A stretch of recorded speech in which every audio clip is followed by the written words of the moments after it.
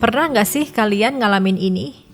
Udah rencanain camping dari berbulan-bulan lalu, bahkan camping groundnya udah di booking, itinerary-nya udah disusun, barang udah dicicil siapin, tapi pas hari H makin dekat, tiba-tiba ada aja acara dadakan yang nggak bisa ditinggalin. Bikin dilema banget, antara nggak enak batalin camping atau harus absen dari acara penting yang waktunya nggak bisa digeser. Nah, kami juga ngalamin hal yang sama, tapi akhirnya kita nemu cara biar bisa ikut dua-duanya. Gimana caranya? Yuk ikutin terus cerita kami di video ini. Kami sudah nyampai. Kalian kapan? Awalnya kami udah booking camping ground ini dari 2 bulan lalu. Letaknya di Nyampai Camping Ground yang terletak di Indragiri, Kecamatan Ranca Bali, Kabupaten Bandung. Suasananya tenang banget dengan suhu udara bisa mencapai 15 derajat Celcius. Ada aliran sungai yang mengalir di depan tenda yang aman banget buat anak-anak main di sana. Bisa metik stroberi di kebunnya langsung hingga bisa main tubing dan rafting. Cocok buat healing bareng keluarga. Semua udah excited, tapi seminggu sebelum berangkat, boom! Dapat kabar ada acara keluarga yang gak bisa ditinggal. Jadwalnya pas banget sama hari H berangkat camping. Rasanya campur aduk antara kesel, sedih, tapi juga ngerti. Akhirnya kami mulai mikir gimana caranya supaya bisa hadir di acara itu, tapi tetap lanjut camping. Dan ini dia ide kami, berangkat campingnya lebih cepat dari jadwal sebelumnya. Sebelumnya kami booking di tanggal 14-15 Juni 2025, tapi mendadak di tanggal 15 Juninya ada acara yang gak bisa ditinggali sama sekali. Sedangkan untuk reschedule waktunya sudah tidak memungkinkan. Akhirnya kami menghubungi pihak pengelola camping ground dengan menambah bookingan kami mulai dari tanggal 13 Juni agar semua momen camping di Nyampai bisa tertangkap lengkap dalam memori kami. Kebetulan sekali di tanggal 13 Juni itu masih ada kafling kosong dan gak jauh dari kafling yang kami booking di tanggal 14. Jadi kalau mau pindah lebih gampang. Dan kami pun berangkat ke Nyampai Camping Ground dan sampai di sana sekitar jam 7 malam. Dengan bergegas kami mendirikan tenda dengan seadanya karena kami pikir besok kami pindah ke kafling lainnya. Menu makan malam kami kali ini adalah ikan bakar. Kami pun menyiapkan bara api yang sekaligus menjadi penghangat malam kami. Karena suhu di sini sudah menunjukkan 20 derajat Celcius. Setelah bara api sudah siap, kami pun memanggang ikan yang sudah kami marinasi dari rumah. Setelah makan malam selesai, akhirnya kami mendapat info bahwa kafling Yudhistira 4 yang kami booking untuk besok untuk malam ini kosong karena campers yang sudah membooking sebelumnya tidak jadi datang. Akhirnya kami menyelesaikan makan malam untuk bersiap pindah ke kafling Y4 agar besok tidak perlu pindah-pindah lagi. Kami menyelesaikan pasang tenda di Y4 hampir dini hari karena suasana dingin dan gelap membatasi gerak kami. Karena sudah terlalu lelah, kami pun istirahat. Pagi hari di Nyampai dimulai dengan udara yang segar menusuk hidung, tipis, dingin, dan bersihnya terasa hingga ke paru-paru. Kabut tipis masih menggantung rendah di antara pohon-pohon teh dan pepohonan tinggi, membuat sekeliling terasa seperti adegan dari film fantasi. Dari dalam tenda terdengar gemericik sungai kecil tak jauh dari kafling, bersatu dengan kicau burung dan suara dedaunan yang digoyang angin lembut. Matahari pelan-pelan menyembul dari balik kebun teh, memantulkan cahaya keemasan yang hangat di atas embun pagi. Pagi itu kami membuat sarapan mie ramen ala kami, yang dibuat dari modifikasi mie instan.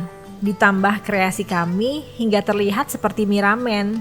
Keluarga kami sangat menyukainya.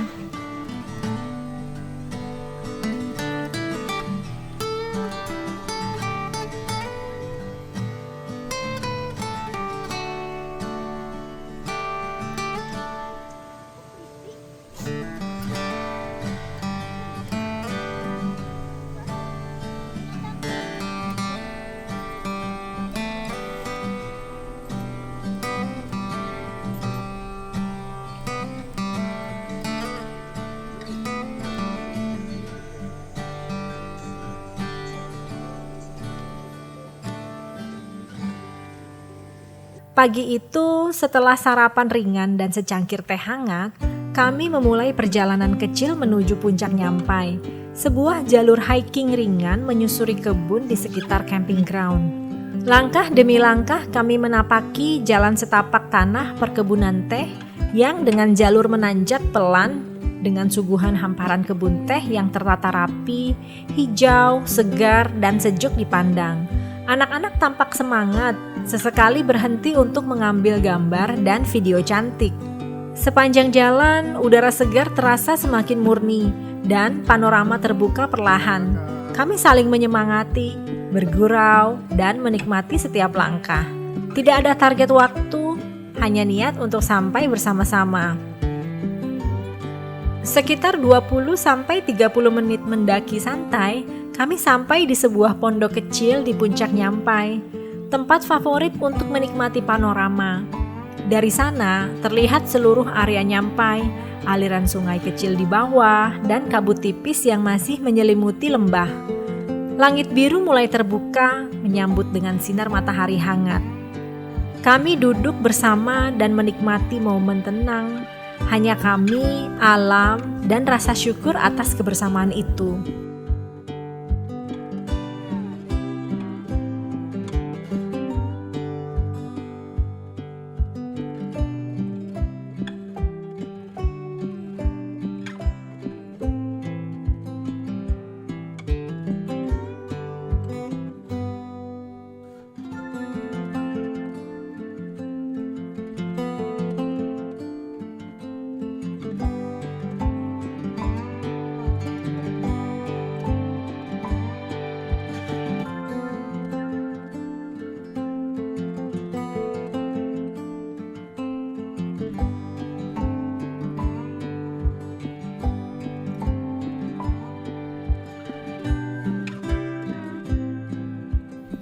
Setelah turun dari puncak Nyampai, kami melanjutkan petualangan kami ke area kebun stroberi yang ada di camping ground.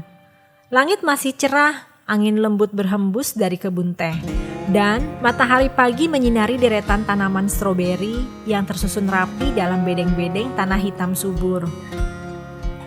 Anak-anak langsung heboh melihat buah-buah merah ranum menggantung di antara daun-daun hijau.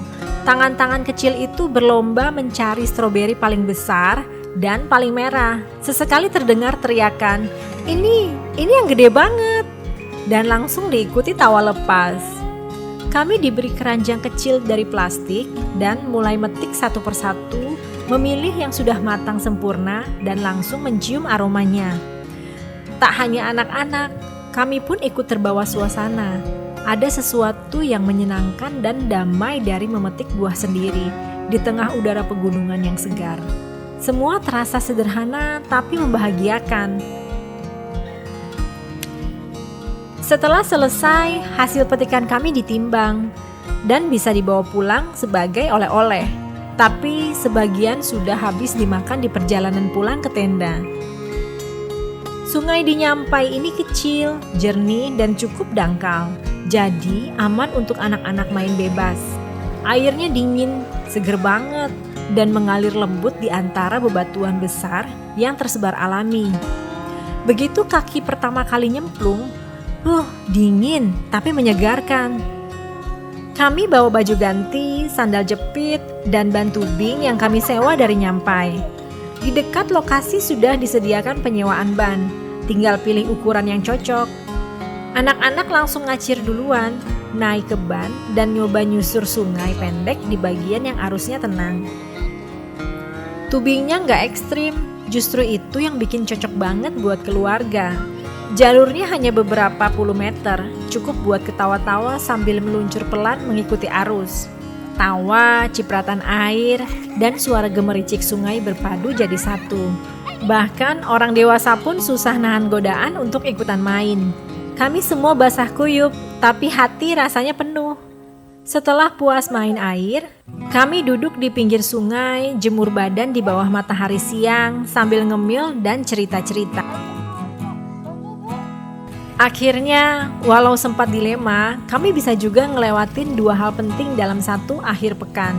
hadir di acara yang gak bisa ditinggalin, dan tetap lanjut camping bareng keluarga.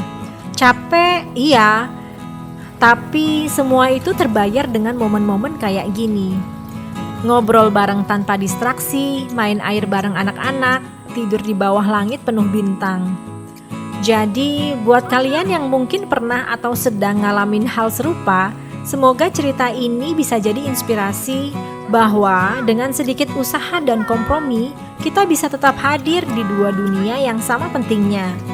Terima kasih udah nemenin kami sampai akhir video ini.